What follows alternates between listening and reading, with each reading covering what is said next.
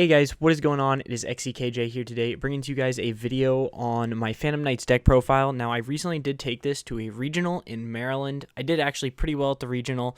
The last 2 rounds, I was X and 2, and then we actually ended up dropping just to be able to leave. There was just some other stuff that went on, but we just decided to leave. I kind of had to win out too. We got home super late. We had work the next day and stuff, and it's a regional. It wasn't going to be I actually topped the regional. If anything, I was just going to get my invite, and it wasn't crazy of a big deal about it. I know, kind of sounds a little bit strange, but some of you guys who go to a lot of regionals will understand. But anyway, I did actually place second with this also at my locals, which is pretty competitive. We had 32 people at my locals. And yeah, and then the day before that, I got 4th. I lost also only once. That was on Thursday night. So I topped twice at my locals. Thursday nights aren't super competitive. Saturdays are more competitive. My only easy round, I versed a hero player round 1. After that, I versed all meta. I only lost a Dragon Link. It was 5 rounds. I lost a Dragon Link in the finals. Other than that, what else did I lose to? Or what else did I play against? I played against Flunder. I played against Flunder, Dragon Link, Heroes. Oh, I played against Necrogoon, which he actually is pretty good.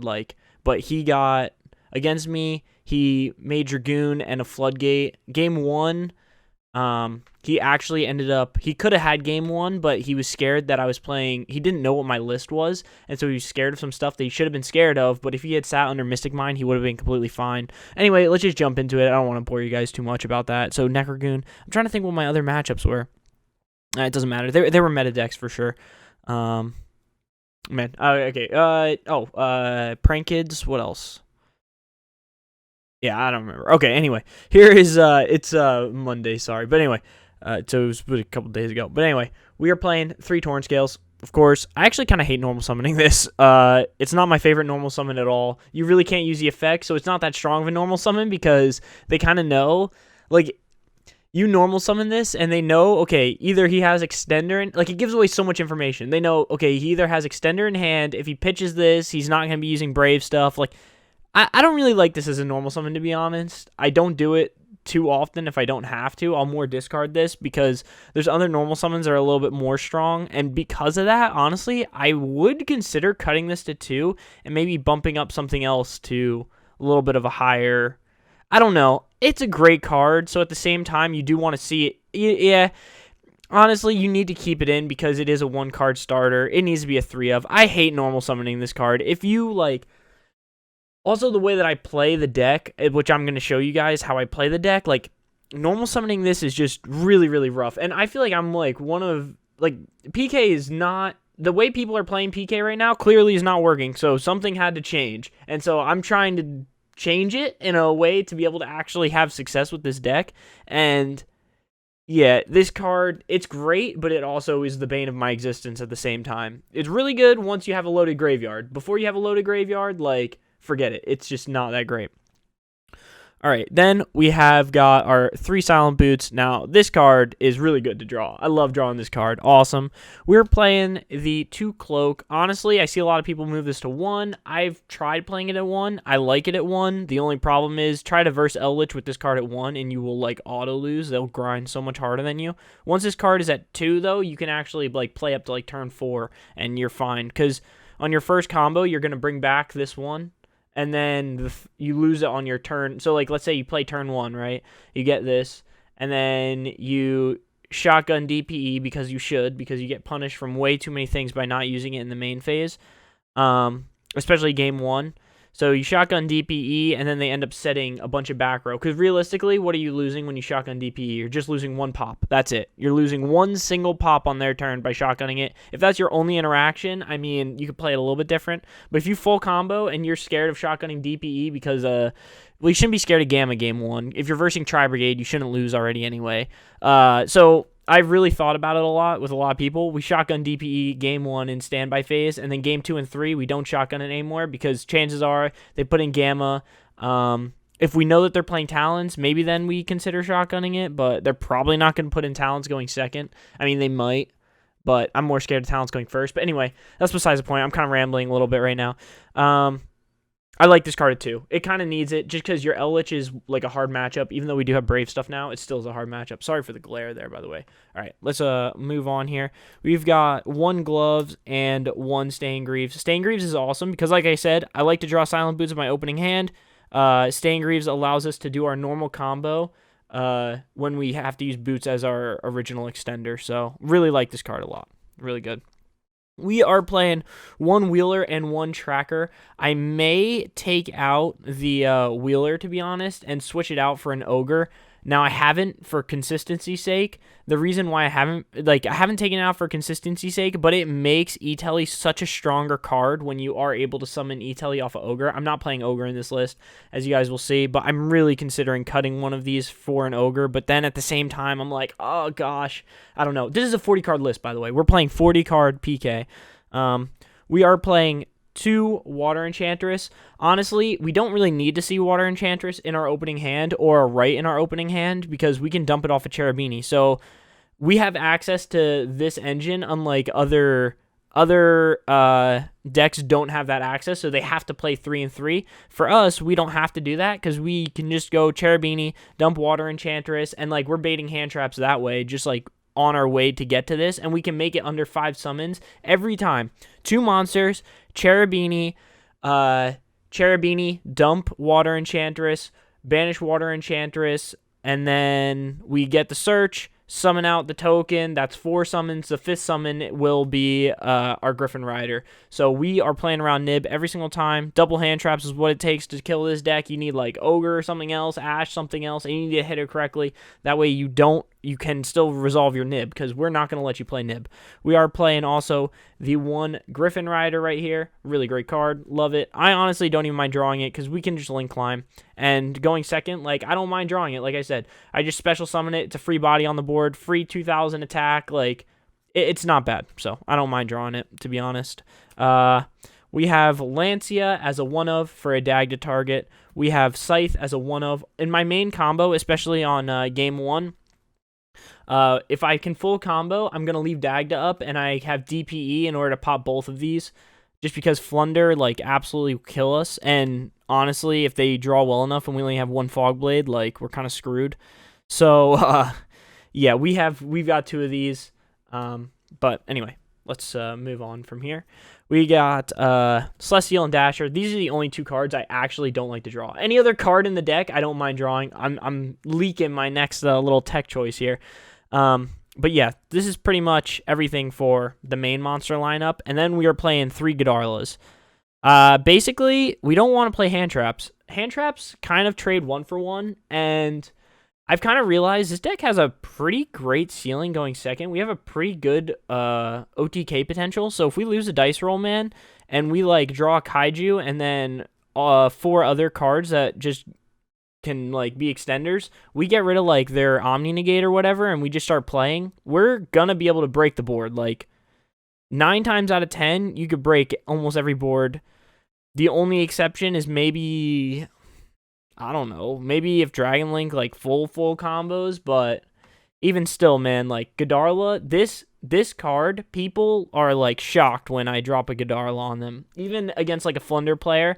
That Flunder player who I versed on Saturday, he just like, Wind Barrier statue and M-Pen with the trap card set, and then boom, slap down that Godarla on top of the Wind Barrier statue, and yeah, it was honestly pretty free. I like this card a lot. It helps break boards. We're playing 3 droplets. My idea behind this is if you are going, there's like only 1 deck realistically. Like, people stop playing droplets because they're like, it's just not as good as it used to be. And yeah, sure, it's not as great as it used to be, especially with, the Herald running around and stuff like that. You can't discard cards from your hand to the graveyard. They're going to be banished. But realistically, how often are you going to end up versing that deck? Let's say you're playing a 9-round tournament. Out of how many meta decks are there right now? Most of your matches are probably be Flunder and Prank Kids. And maybe once in a blue moon, you'll run into like a Tenny Sword Soul deck or something like that. Or the Tenny Brave deck. That might make it. They're not... Even half the time I play against them, they don't end up going for that combo. Or they do, and you know what? Like, you're able to still use it. Like, the droplets isn't terrible. You can do other things with this droplets and send monsters or spells from your field, activate them, then be able to droplet like 2 things. Like, it's still a strong card. It's not bad even against that deck. There's ways to play around it, but that's why people choose not to play it. And so, I mean, I'm playing it. I like it. If you don't have it, you don't want to have it, whatever, you don't think it's a good choice in the deck, like, put in another hard going second card, but hand traps that trade 1-for-1 just aren't it, man. I really am just trying to break boards out here. Like, I know I'm going to win going first. Now we just try to win going second by drawing these, like, crazy blowout cards. Like, I would play Lava Golem, honestly, if I had more extenders. Like, maybe I play a bunch of junk forwards or something. I don't know. Get me started. But anyway, so that's basically that. We are playing 2 Fusion Destiny. I was on 1 Fusion Destiny for a long time, but now we have changed up our game plan. We're just like going to crack boards and then start grinding way harder than them. We'll try to OTK them. If we can't OTK them, we just crack their board. Maybe, hopefully, unless you're playing Dragon Link, man, like, they're not going to end with a lot left in their hand. Like, they're going to use a lot of their, like, a lot of decks are just blowing out their hands. They have, like, semi-follow-up, but nothing, like, too crazy. Maybe they got, like, a Snow in the Grave, 2 cards in hand or something. And honestly, like, our Fogblade, like, 2 Fogblades and a DPE will be able to stop them if they've got, like, 3 cards in hand. Let's be completely honest. Like, it's pretty strong. Maybe they'll have, like, a semi-okay comeback, but, bro, like, we're coming back with the full force of PK. Like, they're going to have a rough time. So we're playing 2 Fusion Destiny just because doing your full combo, and then after it's all done, they're like, wow, I just beat him completely, and then you just drop Fusion Destiny, it just legit wins games, so I like it a lot. We are playing 2 Rite of Armisier, or Armesias. I really like this card. We only need it at 2. We just need to play a 40-card list, so I decided 2 and 2 was a happy number. I like this more than the Water Princess, but at the same time, normal summoning Water Princess is super strong. Also, like, Water Princess allows us to do more stuff, allows us to grind a little bit more. So there could actually be an argument of putting, this doesn't get hit by, like, Ash and Bell, though. That's the reason why I like this. There might even be an argument for running, like, 3 Water Enchantress and 1 Rite, since we can recur this from the grave. But I like 2 and 2. Like, it's fine. I just play it. I think it's a good number. Like, it seems healthy-ish. I don't know. We're playing 3 E-Tellies. That's why I kind of want to play the Ogre, because, like, I don't know. Makes our E-Telly a little bit stronger, but playing it just as an extender, it's strong enough. Might as well just play it like that, as an extender. 1 Fateful, because Fateful is pretty good. Yeah, I like it a lot. And then for our one-ofs, we are playing, like, a lot of power one-ofs. So, Call by the Grave, because Call by Sack. Foolish, because, like, most of the time, honestly, I, like, have seen people ashing Foolish a lot more lately, because they just think it's going to go for, like, Water Enchantress or something like that. So, it can bait hand traps, honestly, now, and, like, they shouldn't use it. They should not hit Foolish, but maybe if they got 2 hand traps, they do, or I don't know. But I have seen people hitting it, and on top of that, so it is good bait, and at the same time, like, we can even send PK names if we need to, so it's not too bad. 1 Rhoda. Rhoda's great. I like it a lot. It just gets you whatever piece you need. We're playing the same lineup we were playing before, which is basically just the 2 Fogblades, the 1 Wings, and the 1 Shade Brigadine. I kind of like this, the 2 Fogblades and the 1 Wings, more than, like, I definitely have some weird times where I use both in a turn, so it's nice to have the 2 different names, and then I don't really feel like I ever end up using more than 2 Fogblades, to be completely honest, so yeah, I'm kind of happy with that. Been playing the 1 and 2 for a while, and this is one thing that I definitely am, like, pretty certain on, is these 4 traps. I'm pretty certain that these are the best 4 traps.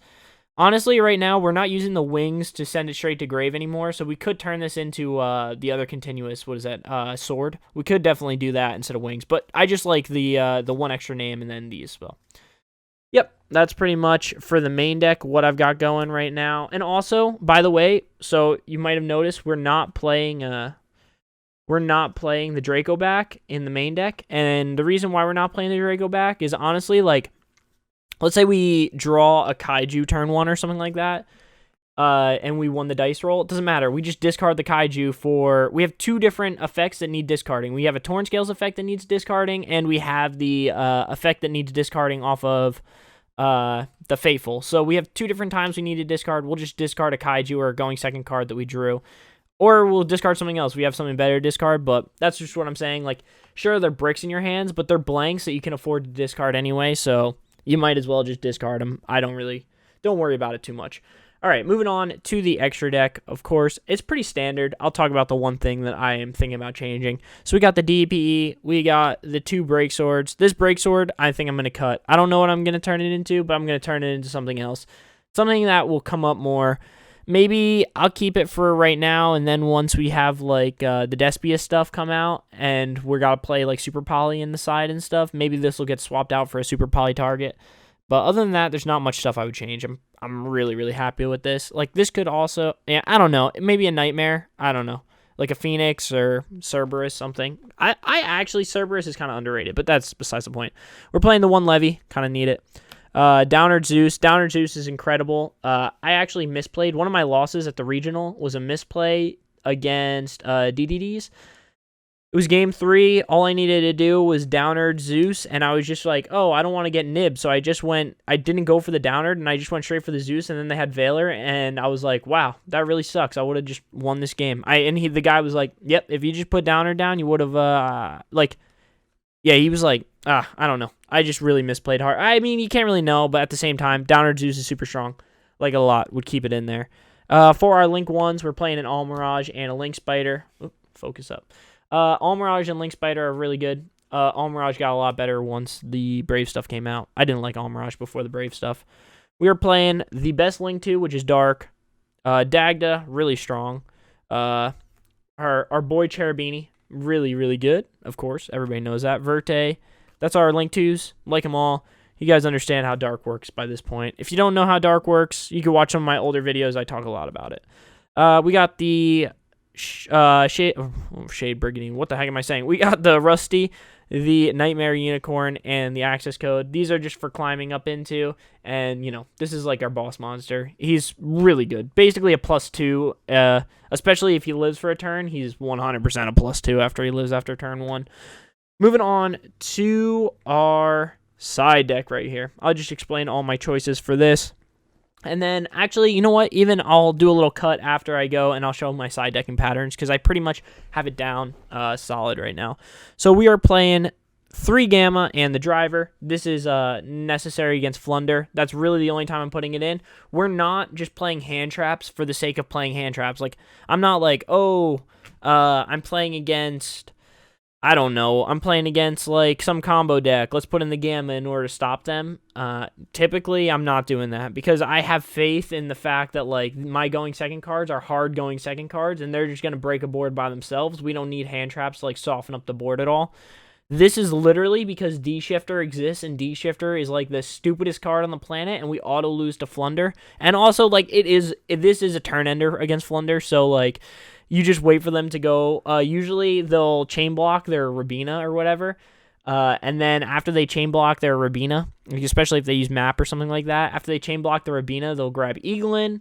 And if they don't chain block the Rabina, whatever, you just hit that. But if they do chain block the Rabina, they're not going to have a card engraved. Then they're going to, or banished, sorry, not engraved. Then they're going to normal summon the Eaglin. They have nothing to chain block the Eaglin with. Boom. You slap them with the Gamma, and they're like, that kind of sucks. And they added, like, if they don't have an extender, like, they just auto, well, yeah, they kind of just, like, if they don't have an extender in hand, they kind of just are screwed. But I know it could be a turn ender, potentially. If they use map or whatever, they still have another normal summon, and they got lucky and drew into another Flunder. I mean, the deck is annoying, and it does annoying things. We're playing 2 Drolls. This was kind of just, like, my filler spot. It doesn't go in too often. It also goes in versus Flunder. Flunder is the one deck that I feel like I want to hand trap, and it is good to hand trap them, so put this in against them. Like it a lot. Against combo decks, this is pretty much the only thing that I put in going second. Like, sometimes I'll put in the Drolls, but usually I just throw in Regekis. Regeki is amazing. Like, this card is super, super slept on. Better than Lightning Storm for sure. I love Regeki, man. Oh my gosh. Just really MVP. You draw 2 of them, you just auto win. Like, literally, I just am praying I draw 2 Regekis when I play. We are playing the 1 Draco back. I have it for going first. I know I'm playing the Kaijus. You would think that with the Kaijus, I would want the Draco back in the main. But to be honest, like, not drawing this card feels incredible. The fact that it's not in my main deck to draw feels so good. I will put it in going first. After game 1, I'll cut a kaiju out. Like, I'll change a ton of stuff. Like, I'll take out, like, the kaijus. I'll keep the droplets in. So I got 3 empty spots for going first because I already like my deck going first. So I'll usually put in, like, a Draco back and then whatever I'm playing against. Like, if I think maybe Droll is really good and I brick or whatever, I'd rather draw a Droll than a kaiju. So, you know, because Droll is going to stop them from killing me if I bricked. So, and Kaijus won't stop them from killing me. It won't be good until my next turn. So, anyway, I like this going first, and then I also sided in going second a lot. We are playing some back row hate just to deal with Eldritch, which is the 3 Cyclones, the Duster, and the Red Reboot. Like them all a lot. Really great cards. This is also good against... This is just good against a lot, man. Like, these Cyclones, I use them a lot. So, like them a lot, especially against Scythe. That's what I was thinking. I was, like, trying to think what Scythe's name was. Yeah, so, and against Sky Prison dude, you know, the one that Eldritch reveals it, and then you're like, oh, well, don't know what I'm supposed to do against that. But anyway, that is pretty much my deck list. Sorry if that was, like, super, super long. You guys could play it at 2 times speed if you wanted to. Thank you for watching all the way to the end. I'll show you guys some side decking stuff.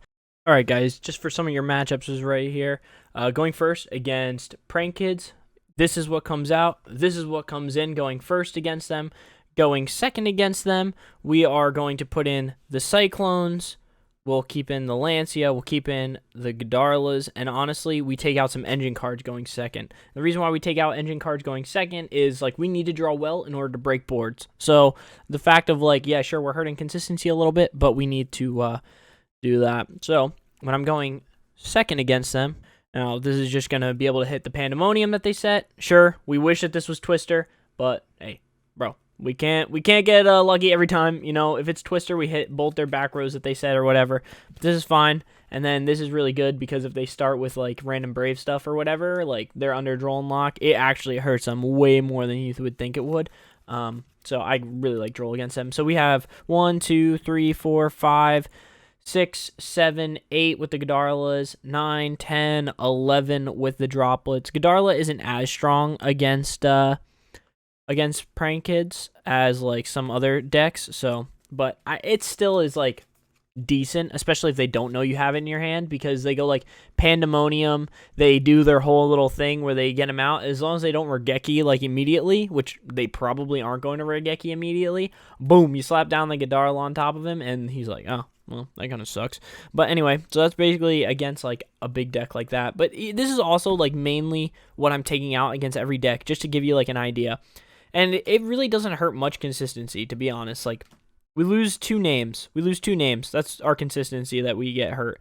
Like, Called By, sometimes we'll keep it in going second if it really hurts the deck. But most of the time, like, Called By, unless they're, like, Scythe locking us, we're taking it out. If they are Scythe locking us, of course, you know, you guys get how to side. But that was basically just, like, a little idea of how typically to side. I used to keep Scythe in, and then I just kind of realized, like, we need to draw well. Like, we have to draw well in order to beat them. If we see a Scythe in our hand, that's, like, we might as well just have 5 cards in our hand. Like, it doesn't help us at all. It helps us, like, once we break the board, it helps us win the game, but it doesn't help us break the board. So we take it out for sure. But anyway, thank you guys so much for watching. I hope you guys did enjoy the video, and I will see you guys all in the next one. Until then, peace.